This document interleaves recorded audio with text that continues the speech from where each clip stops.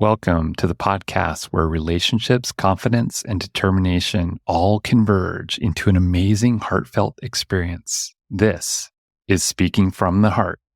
Welcome back to episode number 63 of Speaking from the Heart. And this is the final episode in which we're wrapping up a month of celebrating Toastmasters that have made a positive contribution to society as a whole. And again, if you are interested in ever checking out a Toastmasters club or even experiencing what some of my guests have even been through, feel free to check out Toastmasters.org. I will leave a link in the episode notes in which you can go and visit a local club close to you or even online for that matter. But this episode in itself is very special to me as it's somebody that I have gone through many years of leadership within District 38 Toastmasters, which covers Eastern Pennsylvania, Central Southern New Jersey. And today I have the privilege to interview Joe Smith. Now, I must disclose that Joe is no relation to me whatsoever, although we both have the same last names. We are definitely brothers, though, when it comes to Toastmasters, and have been associated with that for many years. Since joining Toastmasters in 2013, Joe Smith has developed a passion for motivating others to improve their communication and leadership skills. He joined Toastmasters as part of his self-discovery journey and has gone from almost passing out during his first speech to being able to speak comfortably in front of a large audience. In the decade since becoming a Toastmaster, Joe has held numerous leadership positions at the club and district level, in which recently Joe completed his term as District Director for District 38. In this role, he was responsible for overseeing 150 Toastmaster clubs in that same vicinity area. In addition to his work with Toastmasters International, Joe's employed as a general administrator for a distributor of industrial instrumentation in Upper Darby, Pennsylvania, where he is responsible for the day-to-day operations of the company. Joe has been married to Susan for 29 years and lives in Havertown, Pennsylvania, and also enjoys NASCAR and traveling, which in this episode is definitely a much different format than some of my other formats that I've had for my interviews. So if you have been a fan of my interview formats, you might be surprised of how we switch it up in this, because it was a lot more of a conversation between Joe and I about how Toastmasters has created so many different opportunities for not only himself, but for me as well.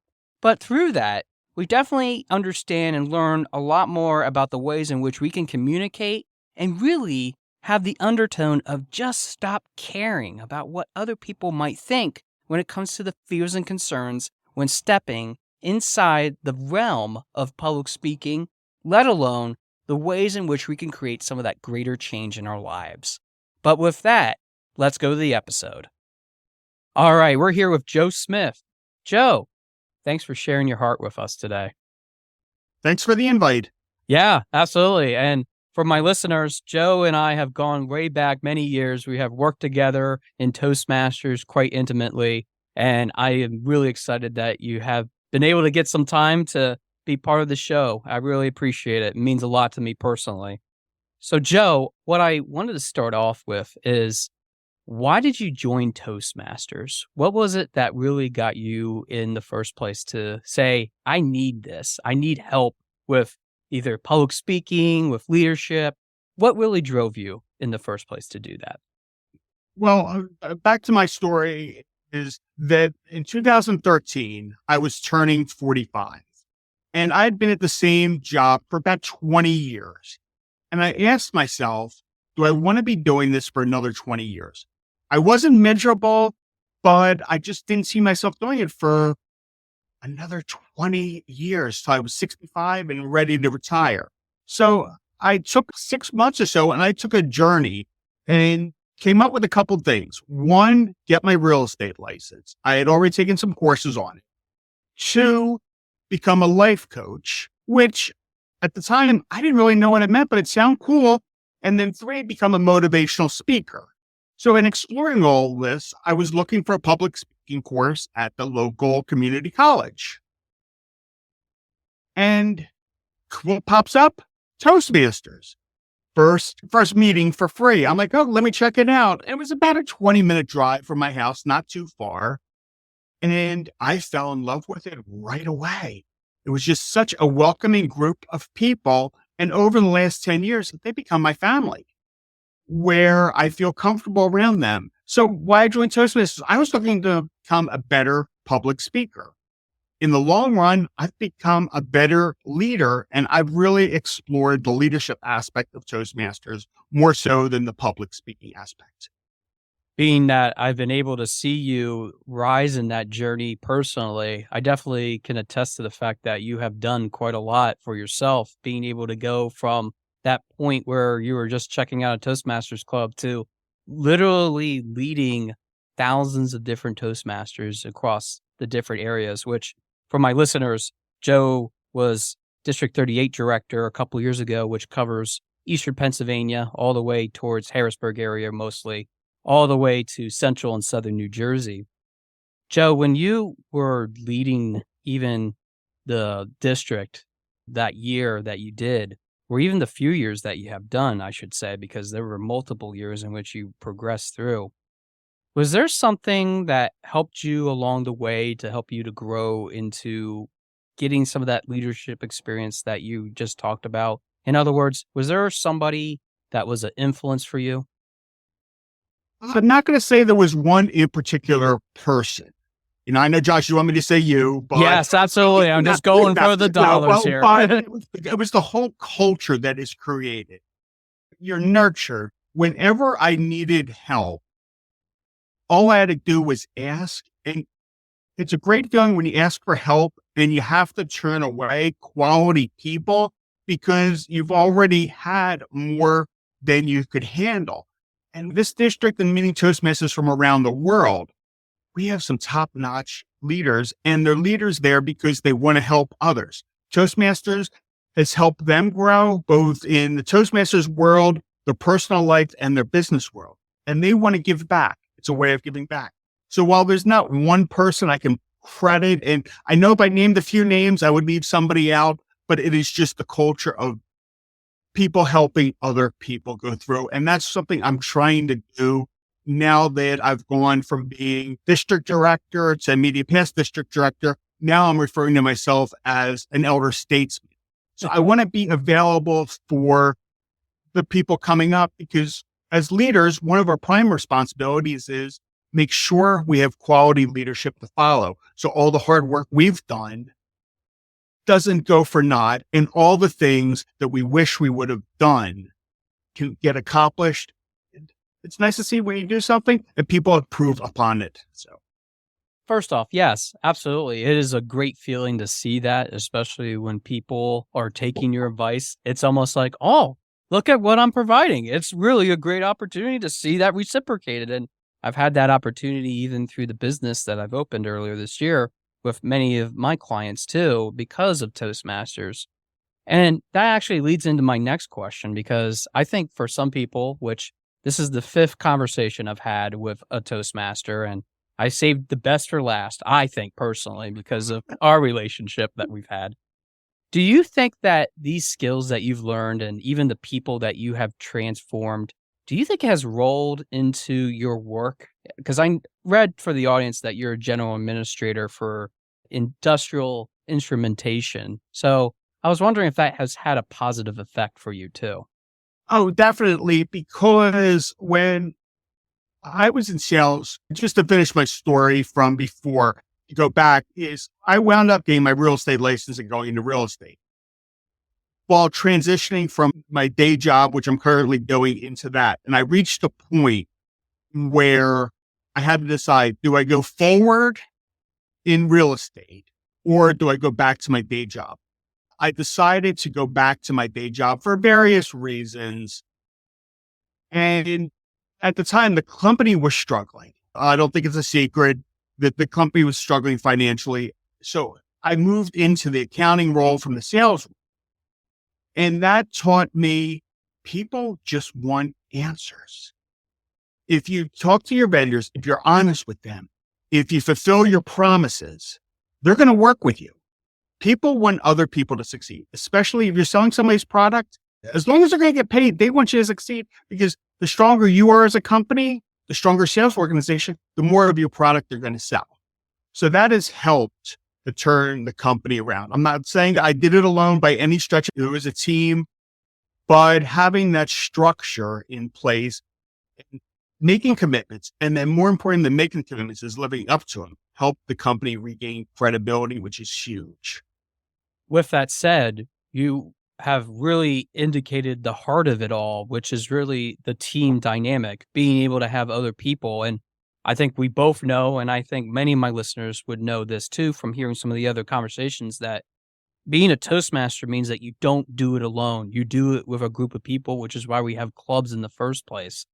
Would you say that your team is better? And if so, has there been maybe 2 or 3 people, you don't have to mention their names or anything of that nature, but have you seen 2 or 3 people that have really changed fundamentally for the better because of those impacts that you have done? Well, the thing is with my company, a lot of the people who are with the organization at the time, they've left the organization, they've been replaced. I can't compare to before and after, but we do have an excellent team here who has helped regrow this company. I would say in a way, maybe that team, those people that have moved on too, could potentially have been able to garner some of that experience from you to be able to move on, which is a reward in itself. Yeah, exactly. But even with that said, what would you say to someone, especially going through some of the things that you have gone through in Toastmasters? Has there been any lessons learned for you? In other words, if there was something that you could pass along to somebody that's just starting out and maybe thinking about it in a professional sense, sort of what you had done, even figuring out what that career path is there something of a piece of advice that you would give to someone? And why would you give them that piece of advice? Well, the best advice I can give people is just do it. And somebody gave me that advice, and it was actually a newer Toastmaster who gave me the advice. And he told me for speeches and other things, stop caring. Because just by doing something, you're making headway, and you will never be perfect. That there's no such thing as perfect. Everybody makes mistakes. Everybody wants to be perfect. But the more you do, the better you're going to get at it. It's going to be those repetitions. As long as you learn and grow from that, you are much better than you were at the beginning. So just jump in with both feet. Acknowledge that you're going to make mistakes, but just commit to learning from those mistakes. What would you say is one of those things that when you came in, you said, man, I really need to work on this. But at the end, or even looking at it now in the present, because obviously you're still involved with Toastmasters, it's something that you can say, yeah, I did really good with that. I have really improved. Has there been a set of goals that you had set out with before you started that you wanted to achieve, in other words, and you got to achieve them? And can you describe them a little bit of how you did that? Well, I don't know if there was a set of goals because when I started, there really wasn't. I didn't have a big mindset in what I wanted to accomplish. I was doing it day by day. But the one commitment I did make to myself is I was going to jump in with both. If there was an opportunity that presented itself, I was going to take it. And that led me to becoming district director and other leadership things. Is because when something scared me, that was more of a reason to do it than not. And when somebody asked me to do something, as long as I was able to do it, and I mean able to do it from a time commitment and other thing, that I would do it. And one of my favorites started my road to district director was that they had an annual conference. Actually, at the time, they did it every 6 months. So there was a conference. And I said, I am going to sit in the front row. And here I am at the table. And who sits down next to me? It is the district director, the lieutenant governor of marketing, Ryan Avery, who is a recent champion of public speaking, Randy Harvey, who is a former world champion of public speaking. So I am there with like top echelon people, and we're having great conversations. And because of that, Cynthia Brown, when she was elected district governor at the time, she asked me to be sergeant at arms. I had no idea what the job was, but I said, I'll give it a shot. And I did it with my all. And that was what got me started in the district leadership, because I was involved with the area directors at the time.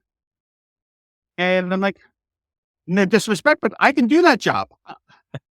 So that's what got me started. I was very involved with it, but I made that commitment to jump in with both feet, and I haven't looked back. Cynthia Brown, unfortunately, had passed away many Yes. years ago now. God rest her soul.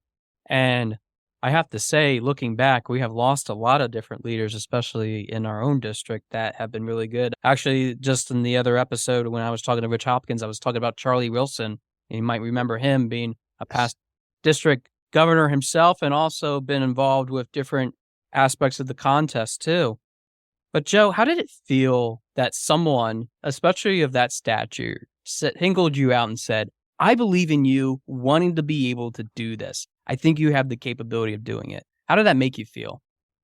It made me feel very special because having been district director, it loses some of the luster because you realize that I have the same fears, concerns as everybody else.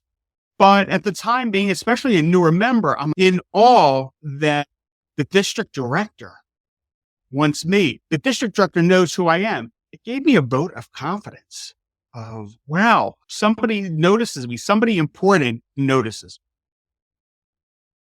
Even with feeling like you're being noticed and being that you had that spotlight shined on you, do you feel like you paved that moment forward? Meaning that as you were building upon being area director, division director, being club growth, program quality, do you feel like you were able to have that same opportunity that Cynthia gave you? I tried and I encouraged people to get out of their comfort zone, to try new things. And like anything in leadership, I wish I could have done more. I think there's some other people I could have developed and reached out to. But there are a handful of people, and I don't want to name a specific name, that I feel I help nurture along and encourage them to get outside their comfort. Try new things. It's one thing to try something and not like it. It's another thing to not try it at all. And then one of the things that annoys me the most is the people who don't try things because they don't know exist. Mm. That's something I really tried to make sure people were aware of the existence of it. Like if somebody doesn't want to be an area director, fine. They have the reasons of they're familiar with the job. But if they don't know the role doesn't exist, it's like, wow, that would have been a great opportunity. That's where I think we fall short sometimes. Yeah. And I think it's always about a knowledge gap, especially not knowing, maybe putting yourself into that unknown, kind of like how Cynthia put you in that unknown about, oh, what did I do as a sergeant at arms? What's the responsibilities? What is it that I'm actually supposed to be doing during the meetings and things of that nature? So I think we all have that sort of uncomfortableness, especially with doing something that is in the unknown. You mentioned something earlier about maybe some of the things that you couldn't have done, you weren't able to do. When you were going through these 5, 6 years of leadership, especially in Toastmasters, and being able to represent thousands of people, go to the different places that you have been able to go, whether that was on a virtual computer, which obviously we were mostly bound to during many years, and maybe even some of the in-person locations that we were able to go to. With all those things in mind, is there something that you feel you wish you could turn the hands of time back and say, I wish I would have worked on this a little bit better? And is there any regret with that? I don't have regrets. That's one of the things. I have very few regrets because I like where I'm at. So I don't look at that. Maybe some missed opportunities.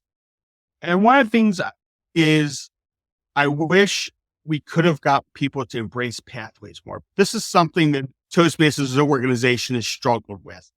Change is bad. Nobody likes change. Just because it's different, it's not the way it was before.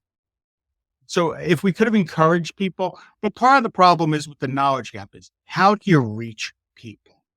Yeah, it's like without waking them up, breaking in their house at 2:00 in the morning, waking them up, how do you reach them? We have social media, emails. If people want the information, they're going to find it. But learning how better to reach people and get people about, let them know the opportunities that are out there. I wish we would have chartered more clubs. And that is always a hard thing because by chartering a club, you're giving people the opportunity to change the life of 20, 30, 40 people with the ripple effects going on. So I wish we could have done more of that to show people the benefits of Toastmasters. But because we have a finite amount of time, if people are hesitant, it's very hard to do.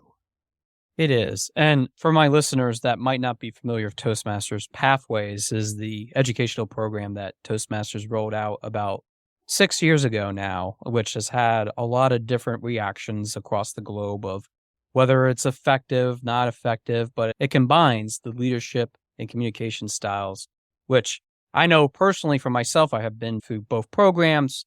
I've gotten one DTM, the Distinguished Toastmaster Award in each of them. I can definitely say that Pathways does add some value if you really believe in the value that it provides. And I had believed in that.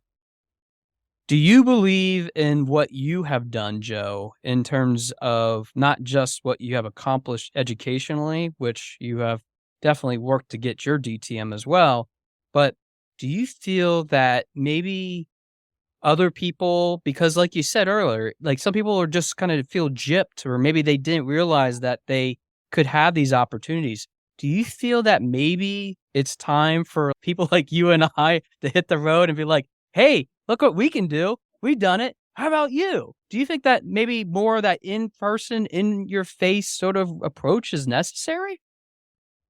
I think to some extent that may be beneficial is to show what we can do. But we have to get over and learn how to get people, because people say they want to learn. People say they want to develop, they want to get out of their comfort zone until they realize they have to do work to get it. So we can encourage people, we can show people what we can do, but until people really want to be helped, there's nothing we can do. We're throwing on deaf ears. And one of the things I'm going to use one of my examples with is I was close to 400 pounds a couple years ago, and I had bariatric surgery, which is, for the layman, it's the stomach stapling. And I had lost almost 200 pounds. Yeah. I gained a little bit back because of COVID. I'm working to get it off, but I'm willing to talk to anybody about it. But until somebody wants to do it, until somebody is serious about it, I won't discuss it with them. They have to come to me. I can't go to somebody who is obviously overweight and said, this is what worked for me. You should try it. No, but if somebody reaches out to me and who's willing to discuss it, I am happy to talk about it in detail. And I know several people who have had it. Some of them I discuss publicly. Others I don't, because they've kept it a secret. I keep their secret. So again, somebody's not ready to be helped, you can't help them. I've had great admiration for you, Joe, because I remember you being the bigger version of yourself, and you've been able to keep this slimmer version of yourself. And I have been, and I don't think I ever really told you this, and I put this on the record of this podcast episode, that I've been really proud of you for what you've been continuing to do. Because it's not easy. None of this is easy. And really, I think my next line of questioning, which we have talked a lot about your Toastmasters journey, I've kind of want to get your thoughts on the bigger scope of things, the bigger world picture when it comes to the place where communication and leadership sort of collide. And I guess really, I want to start off by asking you, do you feel that we are, in a United States perspective, more especially, do you feel that we are in a communications crisis right now? Yes. But if you look through history, anytime there's been a great revolution in formats, this has happened. Right now, we are able to share anything we want across the world in nanoseconds. Doesn't matter if it's true. Doesn't matter if it's made up. Doesn't matter if it's gibberish. It spreads like wildfire. Same thing happened in the printing press, where all of a sudden people were afraid because the masses could start to read things. Before, books were reserved for the privileged. So when the masses got it, same thing with newspapers. Oh my God, we can get daily news updates. So again, this has happened. I'm sure it happened with cavemen and the cave paintings and hieroglyphics. It's like, wow. So who knows how many of those hieroglyphics were made up gossip stories. Yeah, So, don't worry. and I think it's going to take a few years to work out and figure out, okay, this is a system, and people to learn not to believe everything that they read. And that's tough because if you saw something in print 50 years ago from the New York Times, that story was vetted. They had clear sources before it was going. That over time has changed because over time has changed because now everybody wants to be the first to print, put the facts to the side. But same thing with text and emails. If you wanted to talk to somebody, you'd have to pick up the phone. You'd actually have to get to a physical phone, even a pay phone, hope that they were there and answer the phone. And by that, maybe that time, maybe I'm mad at you, Josh. I want to call and curse you out. Well, it rings and it rings. Well, I have time to calm down. Now I'm upset with you. I can send you a text and say where I don't even have to talk to you. I can let all my hostility out. And maybe it's something that I misinterpreted.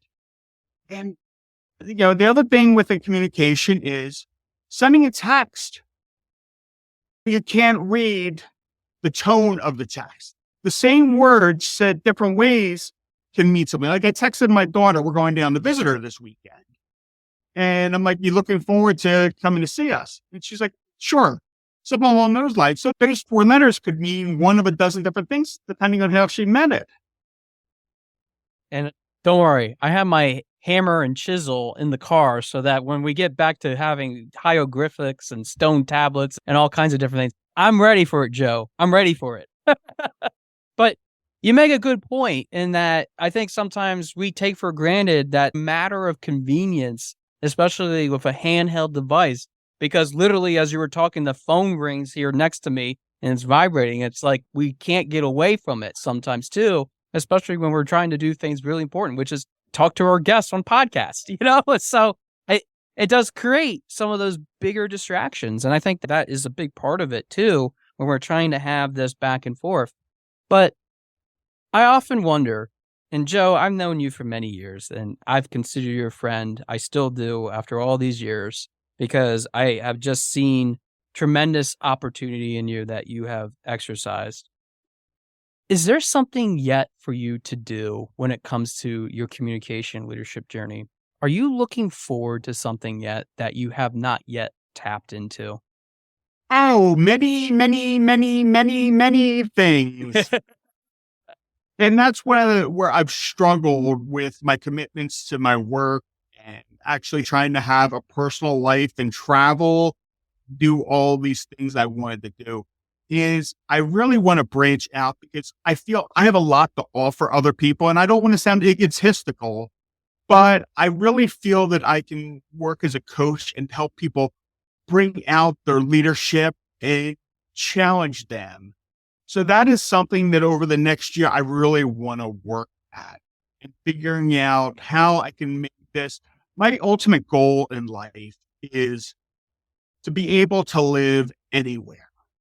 Not so much nomadic, but I've always lived in the Philadelphia area my entire life. I'm going to be 55 later this year. And I've always lived in the Philadelphia area. I would like to move out to the West Coast for a year or two. I don't want to be saddled to a location. With the technology we have today, I want to be able to work anywhere in the world. And I think by coaching, I can do that and fulfill my dreams while helping other people fulfill their dreams. I know somebody that is doing their own coaching business if you're interested in talking to them. And for my listeners, I was pointing to myself. Oh, I got the reference before you even pointed to yourself. Oh, yeah, definitely. Definitely. But I think that's really what this is about, is that we know that we have this message that we want to share.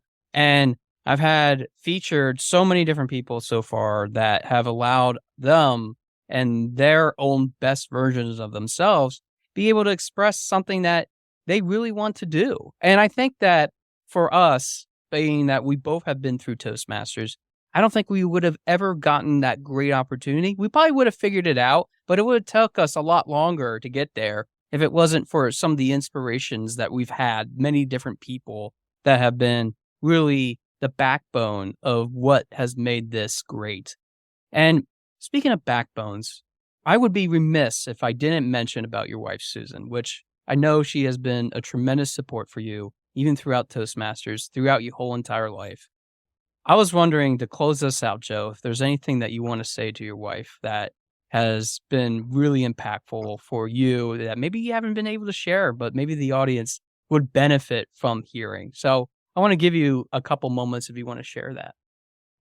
Well, she has enabled me. She's been very supportive no matter what I've wanted to do. And there's been times where I'm like, this is a perfect example. I'm not going to be home this week. Or she asked me, what nights you're going to be home? And I looked at the calendar. It's like, well, I have a Toastmasters here. I have this.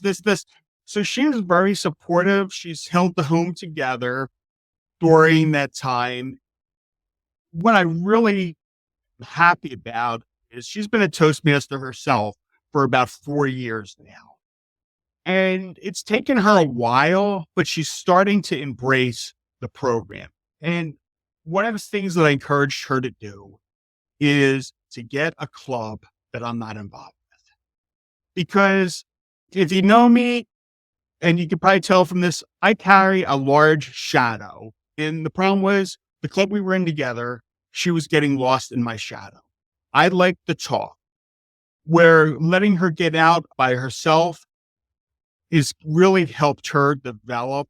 And I have seen a wonder her. But we're about to celebrate her 29th wedding anniversary. She's been supportive and we've grown together. And I joke that she's not the woman I married. I'm not the man that she married. But we've been able to change and grow together. And it's built our relationship to become much stronger. And I like the joke that I'm out after 50 years. So we got about 21 years left. And then I'm out. So I'll be in my early 70s and available. Mic drop, peace. That's how I'll summarize that. But no, I'll summarize it this way. I love her with all my heart. And if it wasn't for her and her support and her understanding, I wouldn't be able to achieve what I've achieved. I think to close us out, I have to say that there's been many things, Joe, that you have supported me in, not only forward facing, but backward facing through some of the things that I've been very open about on this podcast, which I've been very open about my suicide, my depression, my anxiety, the struggles, the ups and downs. I know that a lot of those things can be very full of turmoil. Let's put it that way. But I think through the thick and thin, you summarized it right there at the end, is about really the change that we go through. And yeah, it doesn't mean that we're the same person when we start out, but it can be whatever we control it to be, whether we want to be the good or we want to be the bad, the Dr. Jekyll, Mr. Hyde sort of scenario. But I think that you're definitely not one of those people that has been ill-worded or ill-fated or anything like that. I think for me, just listening to you and the countless others, you have so much potential yet to share on this world. And I have to say, thank you for that. Thank you for being there for me, especially even now doing this with me. And Joe, I want to say thank you for being on Speaking from the Heart. It has been a true privilege to have you on the show on a personal level, but also professionally. Thank you for having me. It was a wonderful conversation and you're doing a wonderful job here at sharing your story. I want to thank Joe again for being part of the show and really showing us what it takes to not just move from one place to another, but sometimes even with those challenges that we have gone through, whether that is weight loss, especially massive weight loss, it can help us to open a whole new realm of possibilities. Whether that is real estate, whether that is being a life coach, or whether being a motivational speaker. Oh, the choices. Oh my, there are so many to choose from. Oh yes, I'm sure you have heard a variation of those play of words because of the many different things that we have in our life. I feel that in this interview, we talked a lot about not only the things that we can do to succeed, but sometimes the things that we have as fears and concerns that are involved. that we might be held back from being able to do some of those things that are necessary. And although we have talked about this as a theme in quite a number of our episodes, what we haven't talked about yet is the fact that sometimes those fears are so inherently buried that they often consume us, and we have to realize that we lived with that existence and move past it. We have to evolve, for that matter.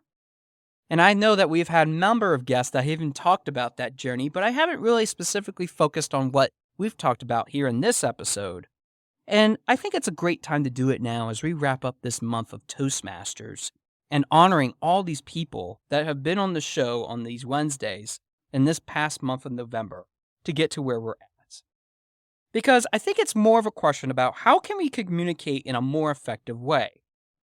Can we be able to create that opportunity that is needed in our lives by simply waving a magic wand, or even doing just some of the hard work that's necessary in order to become a confident speaker, to become a confident leader, to be able to step out of the shadow of what we once was, and then being able to create that change that is truly necessary?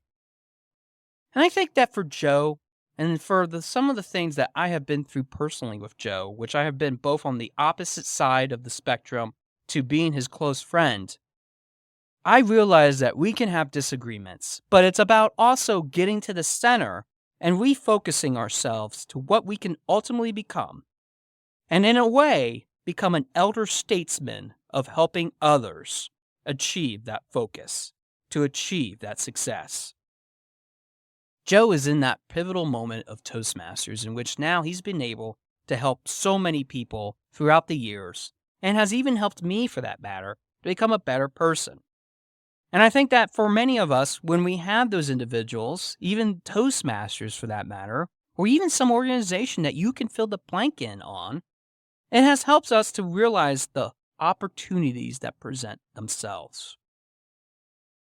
One of those opportunities that I could have had was also what Joe has gone through, being district director. And unfortunately, I was not able to do that because of that same situation that happened over 3.5 years ago. My own fear. You see, we covered that in quite a number of these episodes since this podcast is launched, about the struggles that it takes to not only overcome some of those battles that we have in our life, but also those different things in our own life that always seem to just come up out of nowhere and knock you down. And I know that for one day, at one moment, at one time, I'll be able to have something that will say to me that I am truly successful, that I'm truly capable of doing some of the same things that Joe has achieved. But my time has not come yet. Or has it? As I reflect on even the interview that we had with Joe, but I reflect on all the interviews that we've had this past month with a variety of different Toastmasters, I think about those personal struggles that have gotten them to where they are at. Whether we are talking about the people that have been lost at sea, maybe they have had a birth defect that might have held them back. Maybe they had individuals in their own lives that have been pushing them to do something completely different. Maybe they were trying to get to some sort of different type of zing in their life that would allow them to be a force to be reckoned.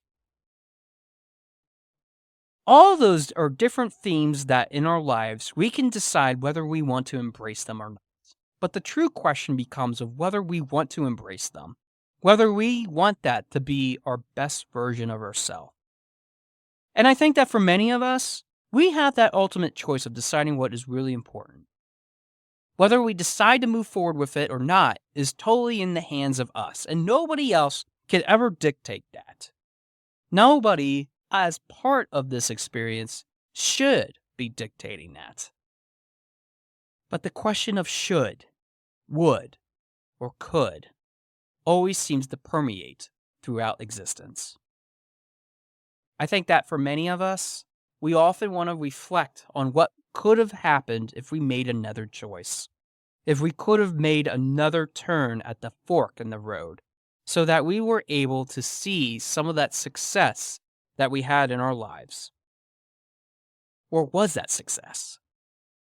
You see, Even as I'm speaking right now, I'm leading you down different paths, different versions of what this context could be as we wrap up this month of speeches, of insight, of inspiration, of triumph, of courage. But I think that the question becomes, what do we ultimately want to do with all this information in which we want to become some of these best people that we've had in our lives, whether that is Charles Gates, whether that is Len Tran, whether that is Rich Hopkins, whether that is Alex Onmat, or even Joe Smith. It doesn't matter what you want to be. The real question is, do you want to mirror what these people are? Or do you want to step forth into a possibility, a realm, if you will, of endless options? Sometimes we're afraid of having those options presented in front of us because we don't know where that's going to take us. And sometimes that can be our biggest detractor from being able to see what we ultimately can become. I think for the longest time in my life, I wanted to be something that everybody would be admiring. I didn't want to have the same courage or the same triumphs of maybe some of our guests, but I wanted to have a carve out where I was just accepted for who I was, to be able to be valued for the opinions and even the opportunities and even the advice that I could give, because I know I have a good story, and it's darn tootin' exciting to tell it to so many different people. But I think that it isn't just about me. And that's what I've learned, especially as I've gone through even being a podcast host and even being a business owner. It's not about me. It's not about what I can ultimately achieve. It's not about what anybody else has achieved. It's about what the path can be in order for us to move forward into a direction that is not only courageous in its own right, but allows us to define what that success is, which allows us to set the goals in which we want to set forth, to allow us to build the relationships with others that maybe other people can't have. Maybe getting the confidence to stand in front of a room or even stand in front of somebody else that we truly like and say that I want to be with you. But deep down inside of it all is this one word that still permeates in my mind, even after this interview. Determination. The final value in which your speaking voice is founded on. I think that for Toastmasters, it has allowed me to find my determination to just keep driving forward, to keep learning from some of these people that have driven their success through the many different opportunities that they've had. It isn't just because other people wanted to see them succeed, but it's about to stop caring about what those fears, those insecurities, those concerns are, to not just overcome imposter syndrome, to not just overcome the animosity that we might have with someone else, even if they're thousands of miles away, or even our next door neighbor. We have to learn to evolve. And by evolving and learning the different languages that we have to do that, whether that is through speaking or a little foreign language, can we communicate in a more effective way that will help others to understand what they can do in their lives? I think that's what I've learned through this month of November with Toastmasters. And I think it's learned through not just the things that I have learned from these guests, but what I have discovered through the many speeches and the many opportunities that have been presented in front of me. Each of us have those opportunities if we're willing to step forward and look at them and stare at them in the eye and say that this is what I'm going to do, and I won't be afraid of the consequences that come alongside with it. Because if we're able to do that, we are a Toastmaster in its own right. We can be just as successful as some of these guests have been, and I can be just as successful as I continue to strive forward, learning and growing and being inspired by not just the guests, but also the topics that we have covered. And I think for that, it is worth getting evaluated on over and over again. Because we need to step outside of our shadow. Because if we're half of our former self, that might be for the best, especially if that past version was not good enough to begin with. I want to thank again all the Toastmasters that have been part of this episode and even the episodes of past for being part of this experience that I am living. And I want to thank you, the listeners, for entertaining this month of Toastmasters being on Speaking from the Heart. But for now, this concludes episode number 63 of Speaking from the Heart. And I look forward to hearing from your heart and your voice very soon. Thanks for listening. For more information about our podcast and future shows, search for Speaking from the Heart to subscribe and be notified wherever you listen to your podcasts. Visit us at www.yourspeakingvoice.biz for more information about potential services that can help you create the best version of yourself. See you next time.